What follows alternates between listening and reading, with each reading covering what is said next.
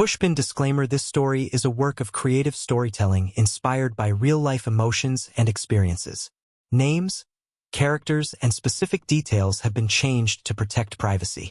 Any resemblance to actual people, places, or events is purely coincidental. The purpose of this video is entertainment only. This story contains themes of love, emotional conflict, and personal choices. It does not promote infidelity, betrayal, or inappropriate relationships. Instead, it explores the complexity of human emotions in a respectful, safe, and YouTube-friendly manner. It was late in the evening when the gathering finally ended. My best friend had gone upstairs to put her kids to bed, and most of the neighbors had already left. I lingered on the porch a little longer than I should have, pretending to scroll through my phone, though in truth I was just waiting for the silence to settle after all the noise. The night air was cool, carrying with it the faint scent of rain-soaked grass. That's when headlights swept across the driveway, and I saw him, my best friend's husband, pulling his car around to the front. He rolled down the window with a casual nod. "Need a ride home?" he asked, his voice deep and steady, the kind of tone that carried both authority and ease. I hesitated for a moment. It wasn't unusual. He'd given rides to plenty of people before. And yet, standing there with the night pressing in, I suddenly felt a flicker of nervousness. Still, I nodded, sliding into the passenger seat. The leather was warm from the day's heat, and the faint cologne clinging to the interior made me instantly aware that I wasn't just stepping into any car. I was stepping into his space. We pulled away from the house, the quiet hum of the engine filling the silence between us. First, we kept things light. He asked about my work, I asked about his day. The kind of conversation you could overhear anywhere, simple and harmless. And yet, every time the streetlights flashed across his face, I caught myself studying him more closely than I ever had before. The sharp lines of his jaw, the faint creases near his eyes, the calm focus in the way he drove. I told myself it was nothing, just idle observation. But then came the pauses. Those stretches of silence that weren't empty at all, but heavy with something unspoken. I shifted in my seat, trying to look out the window, pretending to be absorbed by the blur of passing trees. Still, I couldn't ignore the awareness of him sitting only inches away. There was a strange comfort in it too. His presence filled the small space with a steadiness I couldn't explain. The low sound of his breathing, the occasional tap of his fingers against the steering wheel, every small detail etched itself into my memory. When he spoke again, his voice was quieter, almost thoughtful. "It's been a long time since I've had real company on these late drives," he said, almost more to himself than to me. I turned to him, surprised by the honesty in his tone. For a brief second, our eyes met. It wasn't long, just a flicker, but it was enough to make my chest tighten. It should have been an ordinary ride home. But the way my heart beat faster, the way the air between us seemed to grow heavier with each mile, I knew, deep down, that something had shifted the moment I stepped into his car. And by the time we turned onto my street, I realized I wasn't just a passenger anymore. I was already caught in something I couldn't name, something I wasn't ready to admit. The first few minutes of the ride felt ordinary, questions about work, about errands, about the weather. I answered politely, watching the streaks of rain gather on the window. But then, something shifted. The small talk fell away, as though both of us silently agreed there was no point in filling the car with meaningless chatter. He cleared his throat softly, eyes still fixed on the road. "You know," he said, his voice low, "sometimes these drives are the only time I get to hear myself think." The words hung in the air, heavier than I expected. I turned slightly toward him, studying the way the glow from the dashboard traced the side of his face. His jaw tightened for a moment, as if he hadn't meant to reveal so much. "What do you mean?" I asked, careful not to sound too curious, though my heart beat a little faster. He let out a short laugh, not amused, more resigned. "Life gets loud, I guess. Work, responsibilities, expectations. And somewhere in all of that, you start to feel like you're just moving through motions, not really living." I didn't know what to say right away. The steady rhythm of the windshield wipers filled the silence while I gathered my thoughts. There was something disarming about the way he spoke. Not like the charming, confident man I'd seen at gatherings, but like someone quietly admitting the things no one else asked about. "I think I understand," I finally said. "Sometimes it feels like you're invisible, even when you're surrounded by people." His eyes flicked toward me briefly, just long enough for me to catch the surprise in them. Then he nodded slowly. "Exactly," he murmured. The air inside the car seemed to shift after that. It was no longer just about passing time until I got home. It felt like a window had opened into a part of him he didn't share with anyone else. And somehow I was the one sitting there listening. He told me little pieces of his day, how he stayed late at work because no one noticed when he didn't come home on time, how he sometimes sat in his car long after parking just to delay walking inside. His words weren't bitter, just tired, edged with a quiet longing I couldn't quite name. I listened, nodding, offering small replies, but mostly I just let him speak. The rain outside softened, leaving only the soft purr of the tires on wet asphalt and the gentle rasp of his voice. At one point, he asked me about my own life. I admitted I often felt like I was still figuring things out, like I hadn't quite found where I belonged. He smiled faintly at that, and for a moment the atmosphere lightened. "You're young," he said. "You have time. I think I envy that." I laughed softly, but it wasn't careless. His words touched something deep, because the way he said them wasn't patronizing. It was wistful. As another stretch of silence passed, I realized I wasn't just hearing him. I was feeling him, the loneliness, the quiet ache, the desire to be truly seen. And the strangest part? I wasn't afraid of it. I wanted to see more. The rain had thinned to a drizzle, and the streets were nearly empty, the city quiet in a way that felt rare. The wipers brushed slowly across the windshield, and for the first time all night, the silence between us felt almost unbearable. Then, without warning, he slowed the car and pulled over by the side of a quiet street. The engine idled softly, the faint vibration running beneath my feet. I glanced at him, unsure what to expect. He rested both hands on the steering wheel, staring straight ahead.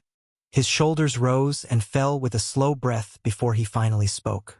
"Do you ever feel," he began, his voice low and uneven, "like you're living next to someone, but not with them?" The question startled me, not because of what he asked, but because of how raw it sounded. Like the words had been waiting, trapped inside him, searching for someone to hear them. I hesitated. "Sometimes," I admitted quietly, "like you're in the same room, but miles apart." He turned his head then, meeting my eyes with a gaze that seemed heavier than before. In the glow of the dashboard lights, I saw something I hadn't expected. Loneliness, sharp and unguarded. The kind of loneliness you can't fake. "My wife," he started, then stopped, running a hand across his jaw as though the confession itself was heavy. "She doesn't really see me anymore. I don't think she even notices when I'm gone. I go through the days, provide what I should, smile when I need to, but inside," he trailed off, shaking his head. "Inside, it feels like I've disappeared." I swallowed hard, unsure what to say. I had known him for years, always as the steady, dependable husband, the man who seemed to have everything under control. Hearing him speak like this felt almost disorienting. "I'm sorry," I said softly. "That sounds lonely." He let out a quiet laugh, but it was humorless. "It is." His hands tightened on the steering wheel for a moment, knuckles pale in the dim light. Then he sighed, leaning back against the seat. "Sometimes I wonder what it would feel like if someone really noticed me again. Not for what I do, not for the role I play, but for who I am." His words settled deep inside me, and before I could stop myself, I whispered, "I notice you." The silence that followed was thick, the kind that pressed against your chest. His eyes lingered on mine, searching, as though he wasn't sure if I meant it. And the truth was, I wasn't sure if I meant to say it out loud. For a long moment, neither of us moved. The windows fogged faintly from our breath, trapping us inside this fragile, private world. The The sound of rain pattering softly on the roof became the only reminder that time was still passing. In that stillness, I realized something dangerous. I wasn't just listening to his loneliness. I was beginning to carry it with him. And once you share someone's silence that deeply, you can't go back to pretending it doesn't matter. The car felt impossibly still, as though the world outside had vanished. Only the low hum of the engine and the faint patter of rain against the glass reminded me that time hadn't stopped. Yet, inside that small space, everything felt suspended. Our words, our breath, even the air itself. I shifted slightly, unsure what to do with my hands. They rested in my lap, fingers knotted together, betraying my nervousness. Out of the corner of my eye, I noticed his hands relax on the steering wheel before falling to his lap. He sat back, letting out a slow breath, as though carrying the weight of everything he had just confessed. For a moment, I thought the silence would close us off again. But then, almost hesitantly, he turned his palm upward on the console between us, leaving it open, an invitation though unspoken. My heart thudded so loudly I was sure he could hear it. I told myself not to move, that it was safer to stay still. But something about the quiet vulnerability in the way his hand rested there drew me in. My fingers trembled as I slowly let one hand slip from my lap and hover over his.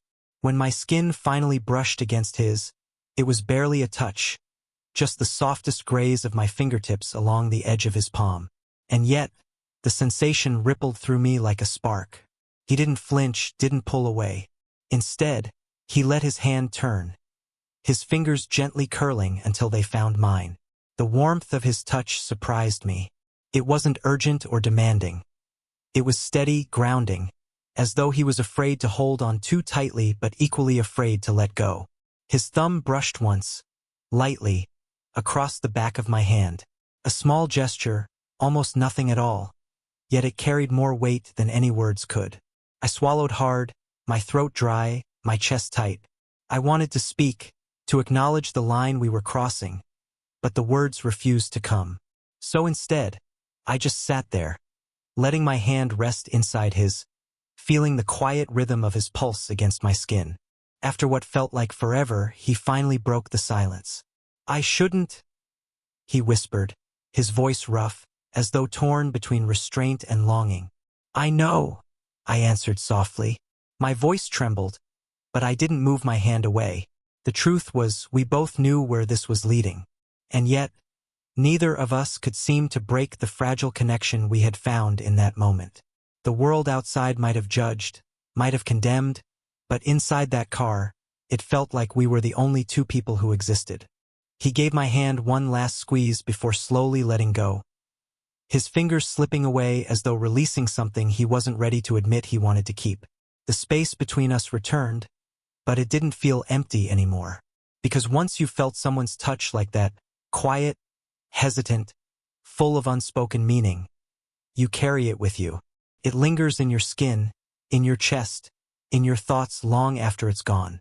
And as he put the car back into gear and pulled onto the road again, I knew neither of us would ever forget the weight of that first, fragile touch. The car rolled forward again, the tires gliding over the wet pavement. But something had changed. The silence between us was no longer the same. It carried a heaviness, an awareness that couldn't be undone. My hand still tingled where his had held it, the warmth of his touch lingering like an echo I couldn't shake. Neither of us spoke for a while. I stared out the window, pretending to watch the raindrops slip down the glass, but really I was listening, to his breathing, to the subtle shift of his grip on the steering wheel, to the way his jaw tightened as though he was holding something back. Finally, he broke the silence. His voice was low, almost cautious. "I need to tell you something." My chest tightened. "What is it?" He hesitated, his fingers drumming lightly against the wheel before he pulled the car to a slower pace. The street lamps flickered across his face, revealing the conflict in his eyes. "I don't know how it happened," he admitted, "but I look forward to moments like this. Sitting with you, talking with you. It's the only time I feel like myself anymore." The words struck me harder than I expected. There was no performance in his tone, no charm, just quiet truth. I swallowed, trying to find steady ground in a world that suddenly tilted beneath me. "You shouldn't say that," I whispered, though my voice betrayed me with its tremor. "I know," he said quickly. His hands tightened around the wheel before one of them fell to his lap, clenching and unclenching. "I know I shouldn't, but I can't keep pretending I don't feel it. There's something here between us. You feel it too, don't you?" My breath caught. For a moment, the only sound was the rhythmic beat of the windshield wipers. I could have denied it, brushed it off as imagination. But the truth pressed too heavily on my chest. "I do," I admitted, my voice barely above a whisper. The air seemed to thicken at my confession. He glanced at me then, eyes dark and searching, as if needing to see my truth written on my face. His gaze lingered for a heartbeat too long before he turned back to the road. "Do you know how many times I've wanted to say that out loud?" he murmured. "To admit that I'm drawn to you? Not just because you listen, not just because you notice me, but because being near you feels alive again." My heart pounded so hard it hurt. Every part of me wanted to lean into his words, to let them wrap around me. But fear threaded itself through the longing. Fear of what it meant. Fear of what it could cost. "This isn't fair," I said softly, though I didn't let go of the warmth building inside me. "No," he agreed, his jaw tightening. "But it's real." The confession lingered in the air, fragile and dangerous, and yet impossible to take back. Neither of us dared to touch again, but in that moment, it felt as though we already had crossed every line we thought we never would. The car moved quietly through the night, but neither of us seemed to notice where we were headed anymore. His confession hung between us like a storm cloud, charged, unrelenting, impossible to ignore. I sat rigid in my seat, fingers curled into my lap, my mind spinning in a dozen directions at once. Every glance I stole at him only made it worse. His profile was illuminated by the passing streetlights, his jaw tight, his brow furrowed. He looked like a man caught between desire and guilt, the weight of both pressing down on him. Finally, he pulled the car over again, this time at a quiet overlook on the edge of town. The city lights twinkled below us, blurred slightly by the mist that lingered after the rain. The hum of the engine softened, leaving us in near silence. "I shouldn't have said it," he began, his voice rough, almost breaking. "I shouldn't have put this on you." I shook my head before I could stop myself. "Don't," I whispered. "Don't take it back." Because I felt it too. He turned to look at me then, and the pain in his eyes was almost unbearable. "Do you understand what this means? What it could cost?" I did. Every rational part of me screamed it was wrong. He was my best friend's husband, a man bound to another life, another promise. And yet, sitting there in the stillness of that moment, all I could feel was the ache of wanting something I wasn't supposed to want. "It means," I said carefully, my voice trembling, "that we're standing at a line, and we have to decide whether to step back or cross it." He leaned forward, resting his elbows on the steering wheel, running both hands through his hair. The movement was raw, frustrated. "I've spent years doing what's right, years being reliable, steady, the man everyone expects me to be.